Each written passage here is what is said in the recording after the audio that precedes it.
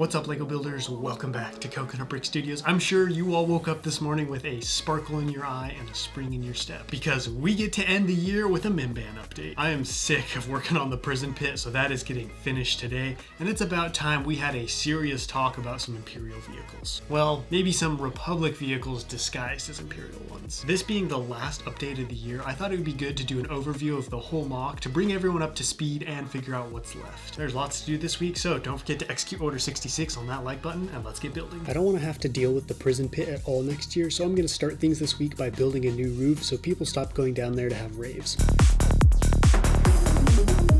Plus, I'm waiting to build the rest of the terrain until the pit is all done. I also filled in the other side of the foundation wall so I can build on both sides. There are a couple options available for the roof. I found this jail door in a bin of bulk parts, and had the thought that if placed on its side, could make a cool little trap door for throwing hot heads into the pit to cool down. But the whole roof needs to have some kind of grate or bar pattern since it's somewhat see-through as seen here. I tried adding some stacks of flick-fire missiles to either side of the door and on top to create a wall of bars, but ran out of flick-fires pretty quickly. Doesn't matter though, because the only thing this is good for is holding trash because it sucks.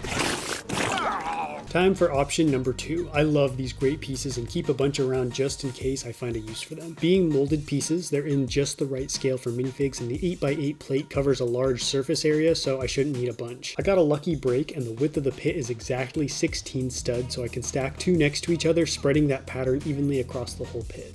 I'll cover up the studs with some tile to give the roof some texture without having a bunch of exposed studs, and this is starting to look promising. I want the roof to stick up above the surrounding ground, so I'm going to stack multiple plates together, creating a real thick looking slab that people can walk around on and peer down into the pit as they move about their day. I've never stacked these on top of each other before, and the result is really aesthetic. Before it can be placed, I need to remove the tops of these round pillars and replace the stud with tile. That way the roof doesn't need to connect to anything and can be taken off easily. I added 2 more 8x8 plates behind the removable ones because they didn't quite cover everything, and now the pit area takes up more space, and less space means less brittle, breakable brown plate I need to buy. I haven't had too many break, but taking brown pieces apart is typically when most of the casualties happen. The prison pit is now enclosed. The reason I've been waiting to plate off the area surrounding it is because I wasn't sure how much space it would need, but now I have the green light to put in some more terrain, and since the pit is done, I can now lay out where the trench will go. Unfortunately, the slab of plate wasn't thick enough because when I run the top layer of reddish brown plate up to it, it's at the same height as the roof, so I'm going to place some gray tile in between the roof and the terrain so it looks taller and gives the whole thing a cooler shape. Rectangles and squares are the most basic thing to build with in LEGO, so anytime I can do something as simple as adding some angles to spice things up really helps elevate the build. Now I've got a nice lip leading up into the pit, and I'm sure everyone's going to use that to scrape off their boots as they walk in, so some mud buildup needs to be included. I'm going to copy that on the other side and add a little extra tiling on top.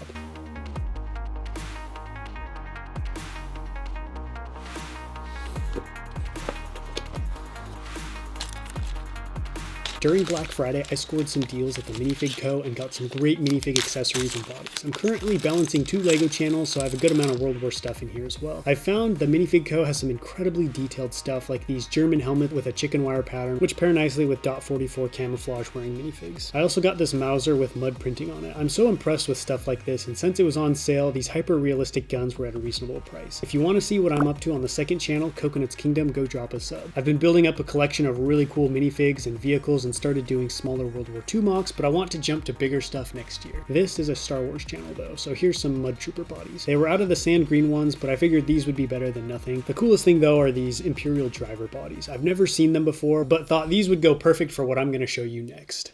I've got the Juggernaut as the centerpiece of my army, but I also want some smaller vehicles to support my Imperial troops in the field and help transport stuff. I've come up with a few different options, and the first is definitely the weirdest, but hear me out. I could repurpose my UT-AT. The unstable artillery transport was literally built for places like Mimban. The repulsors on the bottom can magnetically lock into the ground, giving the tank a secure position to fire from no matter what holes, swamps, or rubble's underneath it. But this thing is huge, and I've already got one massive vehicle on the mock, so adding a second one will probably just overcrowd everything. My second option is the classic Imperial hover tank. Small, maneuverable, and able to navigate through rough terrain easily, this would make a great support vehicle for the larger Juggernaut and troops. Brickvault has instructions for an Imperial hover tank that includes an absolutely diabolical looking turret on top, but between the instructions and parts it would be around $100, which is pricey. The third and easiest option would be to use this old Imperial hover tank I found in a box of old builds. It serves more of a transport role, but could still work well with a Juggernaut and could be used to transport supplies safely across the treacherous Mimban terrain. It definitely needs to be fixed up though, as right now it looks like something you'd find at the back of Watto's junkyard. Let me know in the comments which of these 3 options you like best. Don't worry, it's not going to be just conceptual vehicle talk today. I'm rolling up my sleeves and modifying something that first showed up in my Battle of Megiddo mock earlier this year. The ATAS is designed by Parsival on YouTube. This is the perfect blend of World War II and Star Wars, which will fit right in with my vision for Mimban. It's got 4 posable legs, a station for a driver, gunner, and loader. It even includes a gun breech that actually opens. I thought it'd be cool to have this patrolling near the trench, ready to give artillery support and target any rebel vehicles that get too close. It's currently got the markings of the Sad Dynasty that called itself the Republic. I've stripped those empty markings and remade this machine to serve the glorious Empire. I also bought some Imperial driver torsos that will pair with this walker like blue milk on a hot Tatooine summer's day.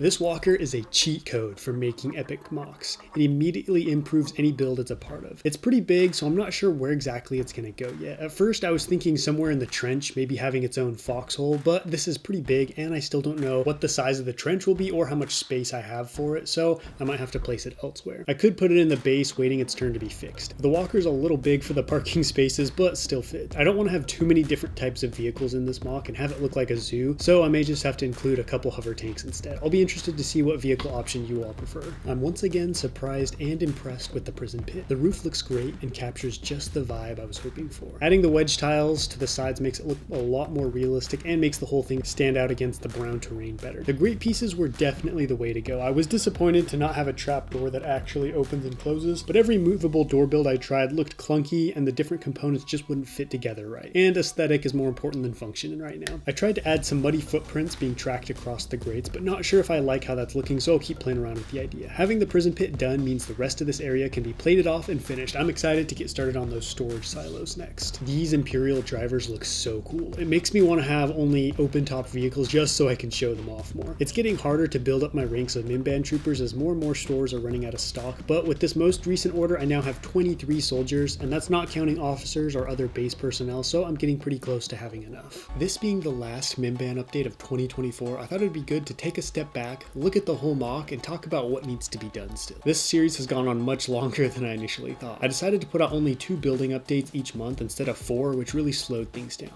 But this new schedule has allowed me to focus more on each section I build and fine-tune the details and story instead of rushing through the mock to get enough progress done every week for a new video. I can take my time working on something until I'm satisfied. This new schedule also allows me to put out other videos during the off weeks, which helps me avoid burnout by being able to build something that isn't Mimban. Overall, Mimban's looking great. The Imperial compound is well underway now that the base, landing pad, and prison pit are in. I can start adding the pathways leading to everything and cover all the exposed filler plate. The trench is the last big thing to start.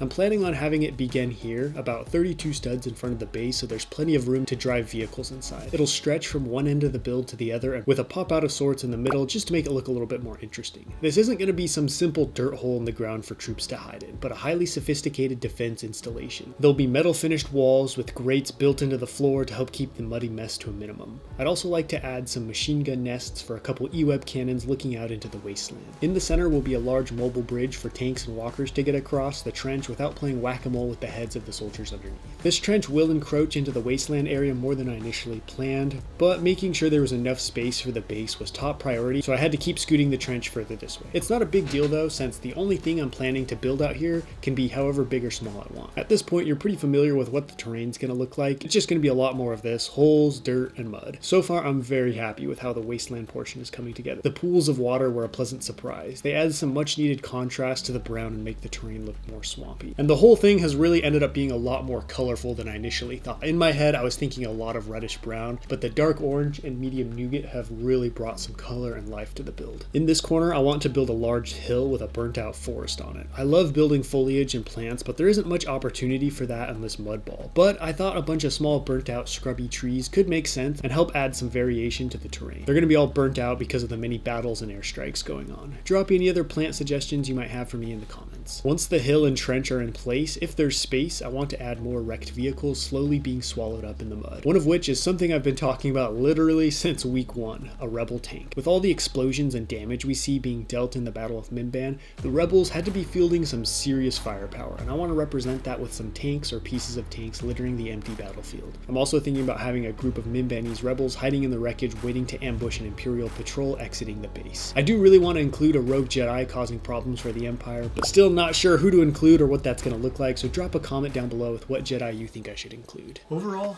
things are looking good, but I still have a lot of work ahead of me. The landing pad and prison pit are the only things finished, and that base still needs a lot of work. I don't want this series to drag on for too long, so I'm really going to pick up the pace in the new year. With that in mind, in the next week of building Mimban, it's time to get started on the trench and figure out how to build those angled walls. But that's a wrap for this update. Don't forget to let me know what you think about Mimban down below in the comments, and until next time, happy building.